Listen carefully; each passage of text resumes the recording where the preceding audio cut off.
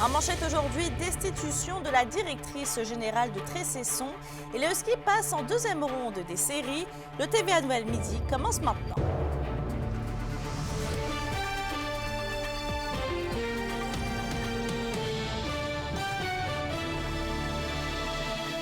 Bon lundi midi tout le monde et bienvenue parmi nous.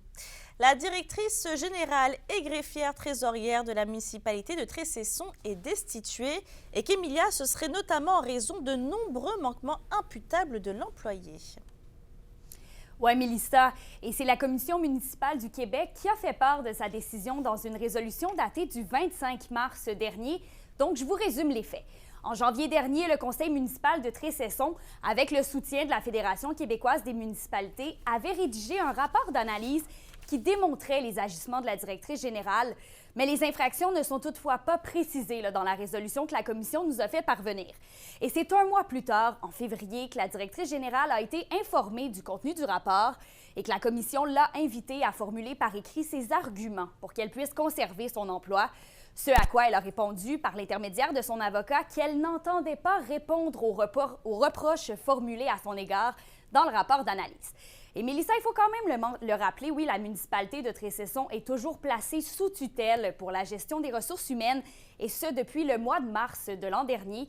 C'est donc un dossier qu'on va continuer de suivre, mais pour le moment, malgré nos demandes d'entrevue, on n'a aucun retour de la municipalité, mais c'est toujours bien Guy Nollet qui assume les nouvelles fonctions de directeur général par intérim depuis maintenant 1 an.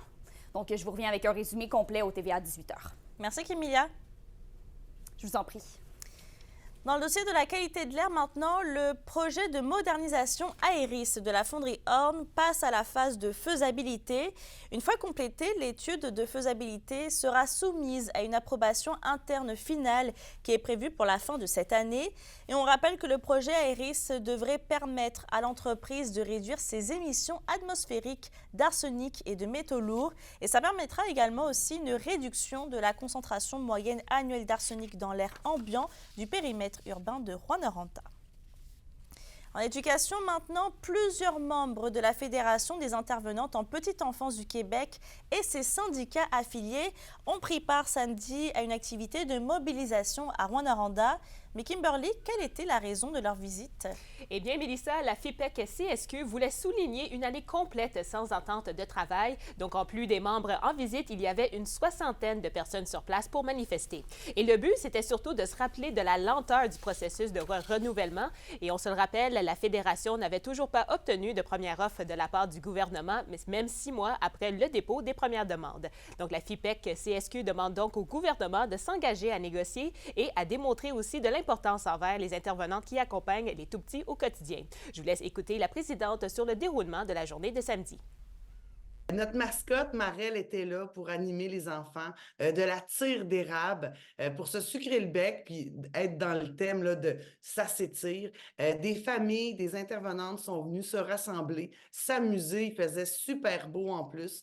Donc, l'objectif était de se mobiliser ensemble, festivement, on va le dire comme ça, mais pour montrer qu'on est unis et prêts à négocier. Donc, on peut appeler ça un succès là, à Rouyn samedi. Donc voilà, Mélissa, l'organisation a aussi l'intention de faire d'autres activités de mobilisation durant le mois d'avril dans la région. Et si les demandes ne sont toujours pas répondues, une grève pourrait s'en suivre dans les prochains mois. Et rappelons que la FIPEC-CSN représente une centaine d'intervenantes en Abitibi-Témiscamingue. Je vous offre un reportage complet au TVA de 18h. Ouais, ça n'a pas manqué. Merci, Kimberly. Au plaisir. Dans les faits divers, 2 incendies ont eu lieu vendredi à Amos, selon le service incendie et sécurité de la ville. Un feu s'est déclaré sur le toit de l'entreprise forestière Arbec vers 15h51 et une vingtaine de pompiers étaient sur place pour maîtriser les flammes pendant environ 30 minutes. La cause serait accidentelle et heureusement, personne n'a été blessé. L'autre incendie s'est déclenché vers 2h du matin dans une ancienne coopérative agricole sur la 6e rue Ouest. Et c'est une perte totale malgré les efforts de près de 25 pompiers qui sont intervenus. Par contre, les causes du feu ne sont pas encore connues. Bon, sur un autre sujet maintenant, le ministère de l'Immigration, de la Francisation et de l'Intégration s'affaire toujours à mettre en place la nouvelle direction régionale à Rouyn-Noranda. 9 des 14 postes nécessaires au fonctionnement de la direction sont comblés. La personne qui occupera la fonction de directeur ou de directrice générale sera d'ailleurs choisie très bientôt. On rappelle que la ministre Christine Fréchette avait annoncé à l'automne dernier que l'Abitibi-Témiscamingue et le nord du Québec retrouveraient normalement une direction régionale de son ministère après qu'elle ait été abolie sous l'ancien gouvernement libéral. Bien capter la réalité de chacune des régions, des acteurs de cette région-là aussi. Puis on a au nombre de ces acteurs-là aussi les entreprises. Donc, il faut être en étroite collaboration pour en fait, bien travailler avec elles pour que chacun joue son rôle en matière d'accueil, d'intégration, d'accompagnement des personnes immigrantes, puis que chacun puisse contribuer, dans le fond, à la réussite des processus d'intégration. Donc, on a plus de 200 partenariats qui ont été signés avec des MRC, des villes, des OBNL. Et les directions régionales donc, viennent donner vie là, à ces partenariats, notamment en étant présents sur le territoire, en faisant des visites, en accompagnant les gens, en aidant à répondre aux questions, en aidant à mieux se préparer pour accompagner les personnes immigrantes et également les organismes qui les accompagnent. À partir de dimanche prochain, le 14 avril, le ministre de la Santé, Christian Dubé, annonce que les tarifs payés aux agences de placement de main-d'œuvre indépendantes seront plafonnés. C'est une étape de plus afin de mettre fin progressivement aux agences privées. Plusieurs établissements, dont le 6 de l'Abitibi-Témiscamingue, sont en action pour réduire le recours à la main-d'œuvre indépendante. Et on rappelle que justement, cette main-d'œuvre a coûté environ 80 millions de dollars au CISAT en 2022-2023. La date limite pour se départir de ces agences est le 18 octobre 2026 pour la région. On va parler de reconnaissance maintenant puisque la Société de développement économique de Malartic a présenté sa 2e édition du Gala des entreprises Méritor samedi dernier. Sous le thème « Moi, j'embarque », la soirée avait pour but de souligner la contribution exceptionnelle de personnes dans le monde des affaires. Plusieurs entreprises se sont démarquées, dont Diafor, qui est lauréate dans la catégorie investissement moins de 500 000 $, ainsi qu'engagement social et communautaire. Et dans la catégorie investissement de plus de 500 000 $, c'est le Centre EVA qui remporte cette distinction. Quincaillerie GC, de son côté, a obtenu le prix service. Et dans la catégorie création-innovation, Rock and Stay remporte ce prix. Et l'école de conduite Vision 360 gagne dans la catégorie jeune entreprise. Et c'est finalement aujourd'hui qu'une éclipse solaire va se produire dans le ciel de la province. On vous explique quel type de spectacle on devrait voir dans la région. À nouveau, Kémilia La Liberté. Plusieurs yeux seront rivés sur le ciel ce lundi 8 avril pour observer l'éclipse solaire. Bien, une éclipse de soleil, donc on le voit ici sur le panneau. Vous avez le soleil, imaginez-vous, qui est ici. La lumière va vers la droite et vous avez la Terre ici en 3e position. Et entre les deux, qui cache le soleil, eh bien, c'est la Lune. Et on voit donc la lumière arrive ici, elle est cachée. Et au bout ici, le petit espace que là, c'est là que commence donc l'éclipse totale de soleil. En Abitibi-Témiscamingue, l'éclipse sera partielle, c'est-à-dire que le soleil devrait être couvert à 85 %. Mais ça ne paraîtra pas beaucoup au niveau de la luminosité, par exemple, parce que ça va diminuer tranquillement. Puis 15 % de soleil, il fait encore clair.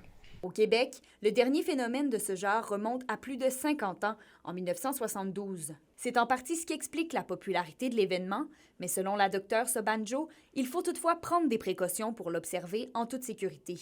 Donc, la façon de l'observer de façon sécuritaire, c'est soit de procurer des lunettes à éclipse solaire conformes qui répondent aux normes ISO 12312-2 ou d'utiliser des fabriqués de boîtes à visionnement là, qu'on peut utiliser de façon indirecte. D'après Anne Lemay, la propriétaire du Centre Éducanin, il n'y a toutefois aucune inquiétude à avoir pour les animaux de compagnie. En fait, ce qui rend la chose dangereuse, ça va être la curiosité humaine. Ça va être le fait d'avoir envie de regarder cet événement rare-là.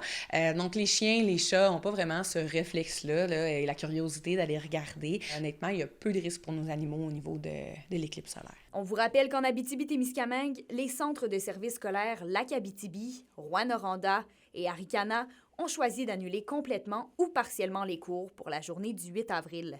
Kémilia La Liberté, RNC Nouvelles, Rouyn-Noranda. La question du jour TVA, une présentation de Mobilier Bélan qui vous offre depuis plus de 50 ans un service de qualité et un grand choix de matelas mobilier électro au prix compétitif que vous recherchez. À la question du jour, on vous demande, comptez-vous observer justement l'éclipse solaire aujourd'hui? Pour voter et commenter, rendez-vous au tvaabitibi.ca.